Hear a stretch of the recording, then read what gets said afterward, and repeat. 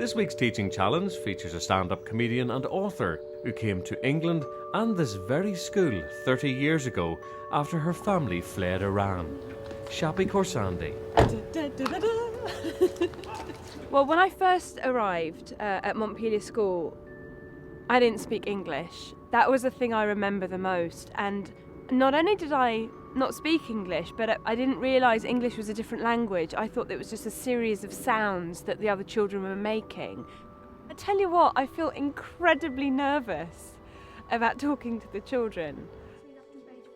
They're a very enthusiastic class, actually. We've had one visitor in a couple of weeks ago who was evacuated during World War II, so I think it'll be an opportunity for them to compare this lady's experience with Shappi's experience of being evacuated from Iran. It's the beginning of Montpellier School's International Week, and Shappi will be making her teaching debut on the subject of refugees with Year 6. Time of year what time of year? It's not just like, is this going to happen? Whilst the class wait downstairs, Shappi reveals that she knows the ropes. Oh, I mean, look at that. I mean, imagine, that's just so exciting. They move and everything. But all too soon it's time for the pre-class briefing. I'm so nervous. Now, I find children very cute. Am I allowed to pinch their cheeks if I find them particularly scrumptious? Not unless you want complaints, I don't think. Right. I don't think they'd be too happy themselves, but certainly parents. And Have you got any tips for me? I would say just go in there, be confident, get them engaged. I would imagine it should be less threatening than standing in front of lots of adults and having to make them laugh. Oh, you'd be surprised. I think there'll be an eager audience. Okay. So I'm sure you'll be fine. Good luck. Lovely. Thank you. Sam Walker will monitor the lesson from a discreet corner.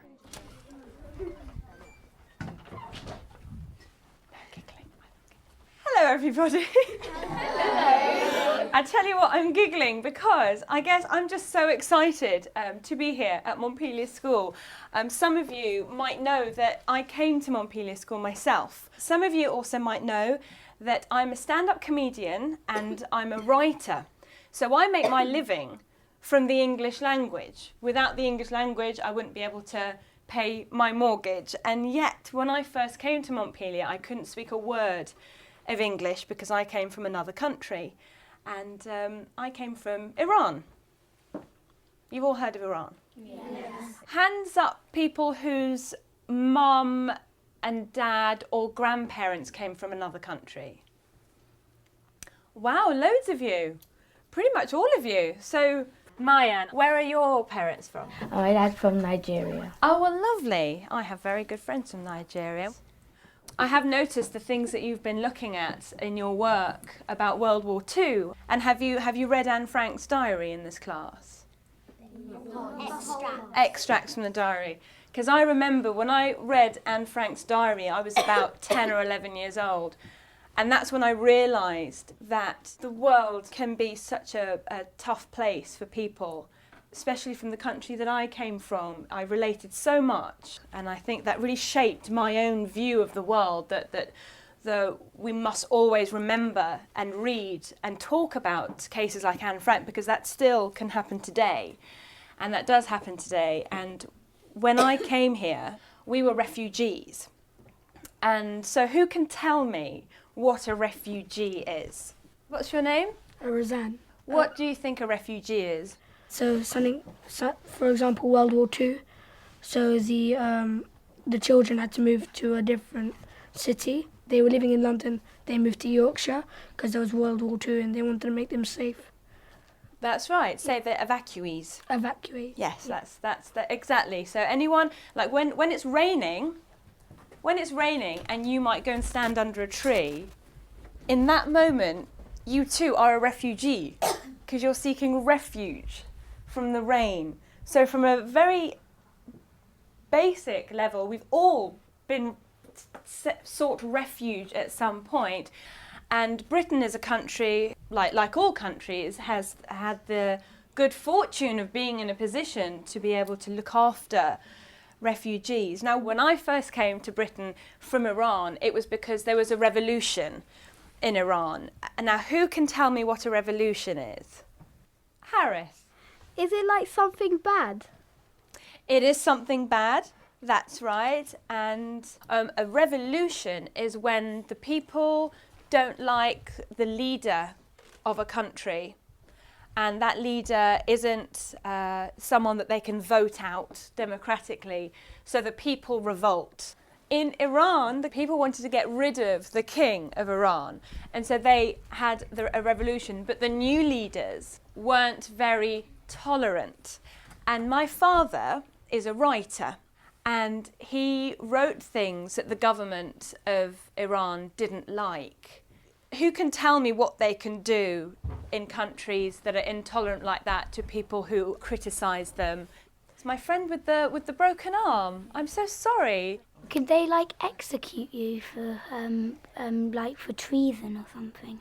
They could execute you. That was the biggest reason my father decided that perhaps we were better off in Britain. When I was 4 or 5, I wasn't all that aware of the politics that was going on. I was just like, we're in a strange country and I don't know what anybody's talking about. And I wrote a book, and it's actually called A Beginner's Guide to Acting English. And there's a whole chapter in it about Montpelier School. If ever you were interested, perhaps get your parents to buy it for you for Christmas, whatever you like.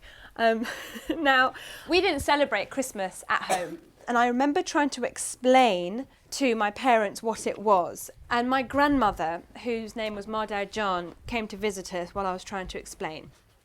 Can we get a Christmas tree? I asked Maman as she laid the table. You want to bring a tree into the house? What funny things these English people do, my grandmother said. But can we have a tree? We're not Christians, my darling. We don't have Christmas trees. What did that have to do with anything?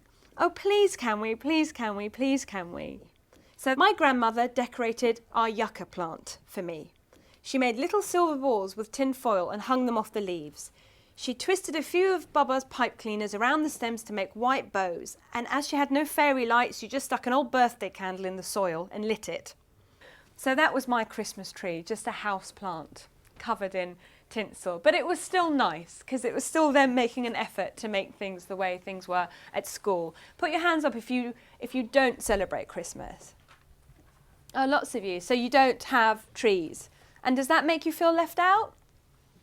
It doesn't, does it? Because you are able to join in with everything at school.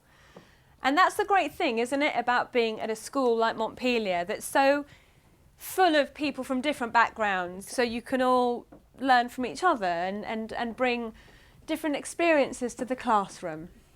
I would like you to write what you imagine it might feel like to go to a place away from your friends, away from your family, that's brand new to you, different food, different language, and write for me how you imagine that would feel.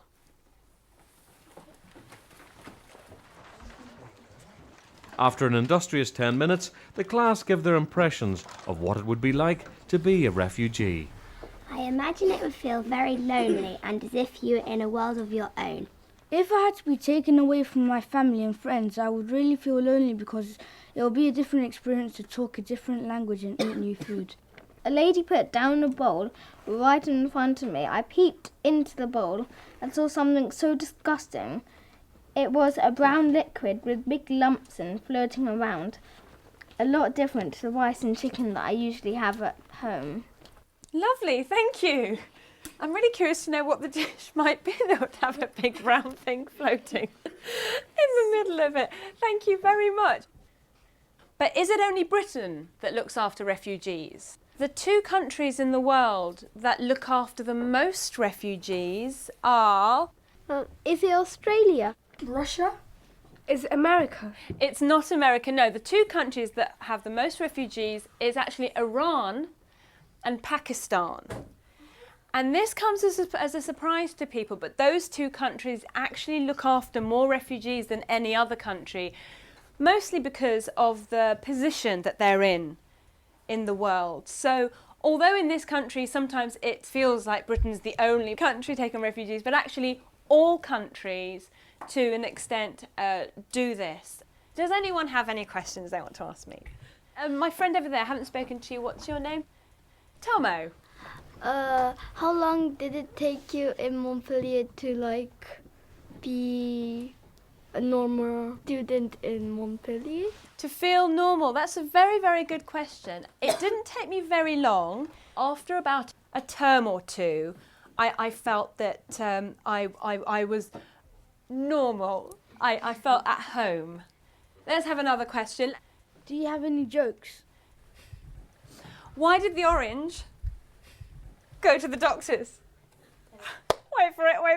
Because it wasn't peeling well. Thank you very much. Yes, that's how Maya's not impressed by that. She goes, "You do this for a living? You must be very poor."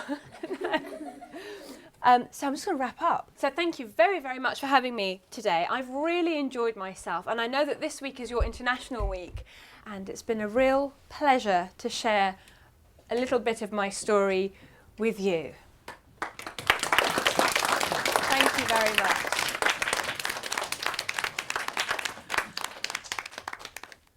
So how did it feel to be back in the classroom? It was really great. I was nervous. And also I had in my head a plan of things to talk about. But once I was in front of the children, I'm afraid I was a little bit of a rabbit in headlights. If you did it again, what would you change then? You said you might have. I think children look to you for structure, Yeah. really. And structure isn't my strong point. But I tell you what though, I don't think your job and my job is all that different. I think stand-up comedy and teaching is all about confidence and control. I think the biggest difference is that putting the discussion emphasis on the children, just giving them 30 seconds or 20 seconds to kind of share their ideas and hear other people's ideas, really that builds their confidence in being able to come back to you with ideas that they've generated right. together.